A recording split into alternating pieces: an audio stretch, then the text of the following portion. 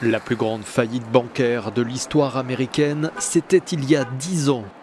Le lundi 15 septembre 2008, à 1h du matin, Lehman Brothers dépose le bilan. La banque new-yorkaise plonge alors la planète dans la pire crise économique depuis les années 30. L'institution laisse une ardoise de 590 milliards d'euros et 25 000 employés sur le carreau. Un mois après la faillite, le PDG de Lehman Brothers est sommé de s'expliquer devant les élus américains. Je me réveille chaque nuit en me demandant ce que j'aurais pu faire différemment. Richard Fuld devra notamment expliquer comment 3 dirigeants de l'entreprise ont pu s'octroyer plus de 19 millions d'euros 3 jours avant la faillite.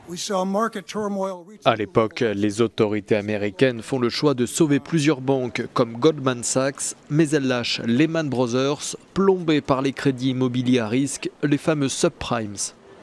La crise financière devient rapidement mondiale.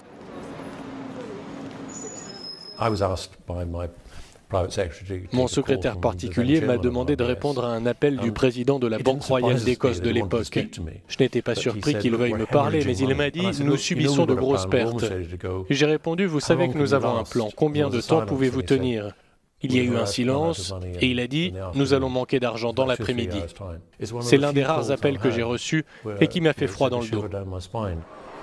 2 ans après le début de la crise, les États-Unis se doteront de dispositions pour réglementer le secteur bancaire, prévenir une nouvelle crise financière et maîtriser les excès de Wall Street. Mais cette loi, intitulée Dodd-Frank, vient d'être détricotée il y a quelques mois à peine par l'administration Trump. Nous ne savons pas d'où viendra la prochaine crise. Nous devons donc continuer d'être très attentifs, en particulier au système bancaire parallèle et aussi au rôle que la technologie financière jouera dans le système financier à l'avenir.